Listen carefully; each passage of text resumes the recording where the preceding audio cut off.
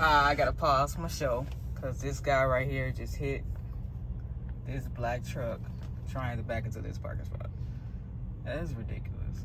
Like, well, for one, this guy right here in this black truck's not supposed to be parked right here because that's not an actual parking spot. But I just feel like if you don't have a spotter, like, why even try it? Now he's trying to hurry up and run.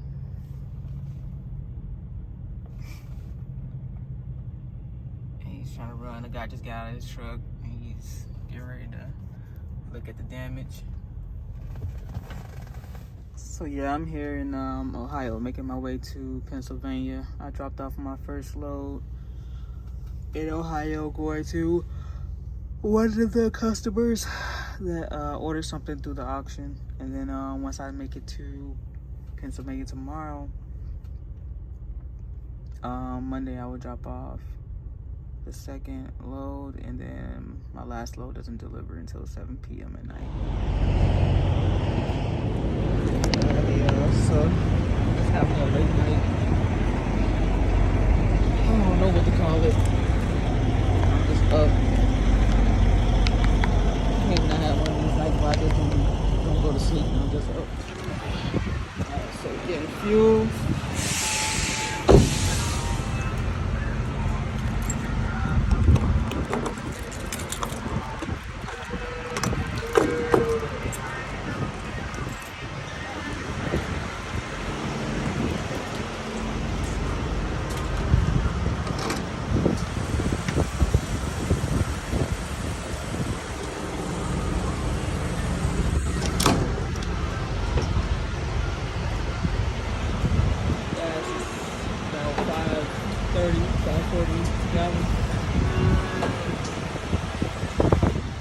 Alright, so I picked up the two pallets that came from Craft Auctions.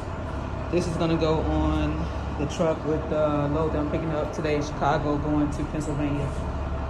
That right there is going to Ohio before I get to Pennsylvania. And this is going to Pennsylvania with the other load that I'm picking up tonight. Alright, so I'm here in my my other pickup going to Pennsylvania, and my trailer is too high for the dock. So this is the size of the dock right there, and the truck can't get in it. So just waiting to see what they're gonna do. I was ready to, I want to get on the road as soon as possible. Right now it's like 7:22. My pickup was at 7 o'clock. So more than likely, if I'm here until 9 o'clock, they're gonna have to pay detention pay. So yeah, I'll keep you guys posted.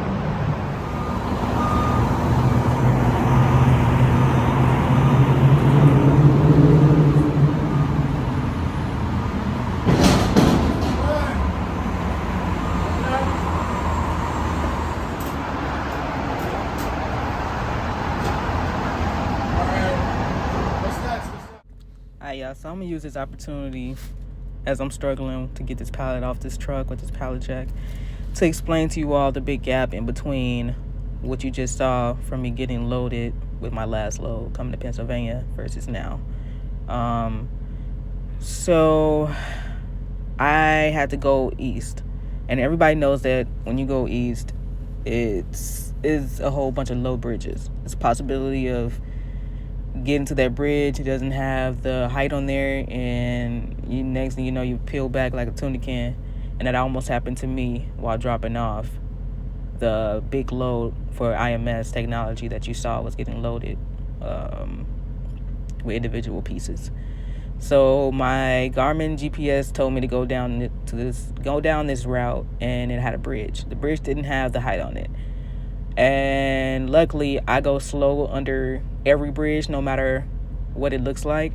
So I went slow under that bridge. I made it through halfway there, and then I started feeling and hearing something rub up against the top of the roof. Immediately in my mind, I had to think smart, what would be the best move next, and I decided to back out from under there. It's the only logic way, because if you continue to go forward, it's gonna scrape the rest of the trailer off. So I decided to go back to where I had that good clearance enough for me to reverse and back out, which I had to do. So I was frustrated. I wanted to record for you all me dropping off my MS technology load, but I was just too frustrated at the time. So I wanted to hurry up and get that stuff off the truck so I can just get the hell from out of East. So yeah, that's what happened. And what you're looking at now is me dropping off my last pallet to one of the auction buyers in Pennsylvania. I finally got it on the yeah, it was a struggle, you all, but we made it, and I'm just happy that that shit is over with. Just wanted to give you guys a rundown on what happened in between. All right, back to the video. What's going on? Welcome back to my channel. Despite how I look, I wanted to come on here and give you all content that I promised. So yeah, the last time I was on here, I went over a few things, and I also took you all on a journey with me to, I don't know why when I started talking to the camera, like I started to lose my train of thought and forget the things that I was gonna say, and I started fidgeting and I started saying a lot. So we're gonna work on that, y'all. So bear with me. I was talking about one of the dedicated lanes or contracts that I had with this auction company, and it was cool. I tried it out. It's not something that I'm going to do often because they are based out of Indiana, and I'm actually moving to Texas, so it's not going to be something that's going to be as convenient anymore. But it was cool while it lasted. I utilized them when I went out to Pennsylvania, and I had a load going out there. What did happen is it loaded me with the wrong pallet. So I look at the manifest that they give me, and I contact the customers, and I work out something with them. They pay me. I send them invoices. They pay me, and then I let the auction company know that I'm gonna go pick up those specific items for that person, going to a specific address. And when I did that, I called the guy and I told him, look, I'm picking up this for this guy or whatever. I'm gonna be there at this time to pick it up. I got there, they put it on my truck, and I didn't think nothing of it because they have everything set aside for different people. So I don't understand how it could have been a mistake, but it was something that could have been preventable. If I would have just matched it up with my manifest and looked at the pallet, and I would have saw that the name was different on whatever bill of lading or proof of purchase that they put on that pallet, I would have known. So fast forward, I get all the way to Pennsylvania. Right before I'm getting ready to deliver, I get a call from the auction place, and they asking me to verify the documentation and the name of the person that's supposed to receive the pallet. So y'all forgive me, I'm a little crusty. I gotta get my morning started. So yeah, what was I saying? Yeah, I gave him the name, and I'm like, this is the person that I told you I was delivering to. What is on my truck? He told me it was a different person somewhere else in Pennsylvania. So that was inconvenient for me because I'm already close to the person that I'm supposed to be dropping off. So now I have to drive an additional 2 hours to the correct person. I sent him another invoice, and I made him pay for the inconvenience of that, and yeah, that's what it was. It was unnecessary. It was a mistake that could have been avoided, and I didn't like it. I decided I don't know if I'm gonna do runs for them anymore. Like I said, a lot is gonna change because I'm getting ready to move to Texas. So right now I'm in Washington. I had a load dropping off in Washington coming out of Chicago. Well, not necessarily Chicago, coming out of Illinois, and yeah, I made it out here. This was like, it was very tiring. It just seemed like this, and I've been out west plenty of times, and I've been all the way to Oregon. I even made it to Washington when I was out in Oregon, but it was just for like to go to the bank or something, because Oregon is right next to Washington. But yeah, for some reason this trip was just long. Like, it felt extended. I had to drive through a blizzard the night before, and I don't understand how it's almost summertime and it's a blizzard. I do see a few loads on DAT from Washington to Washington or Washington to California, and it's like I said, it's not worth it. I like to book things that I feel is worth it for me and my personal needs and requirements and stuff like that. I did say I was going to talk about like rates and I said I was going to talk to you all about rates. What is rates looking like right now, and what am I averaging driving over the road?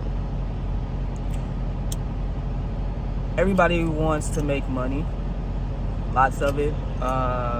Everybody wants to find the easiest way to make money, and I'm going to be honest, there is no easy way, especially when it comes to transportation.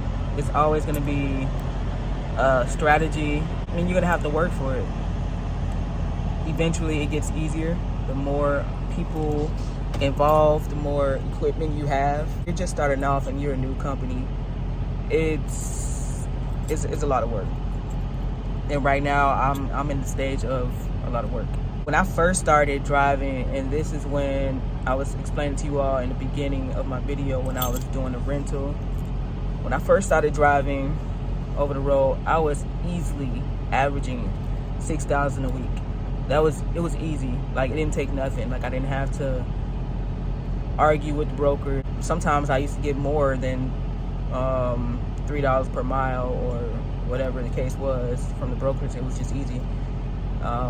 Now it's like pulling teeth, honestly, and it's up to you as a carrier to know what's going to keep you in business. Like, taking anything is definitely going to put you out of business, but also taking nothing will put you in that same predicament. You have to think about it and just be smart about it. Like, now I would say I'm averaging $4,000 a week, and that's where I want to stay. I don't want to go no less, and I'm trying to go above that.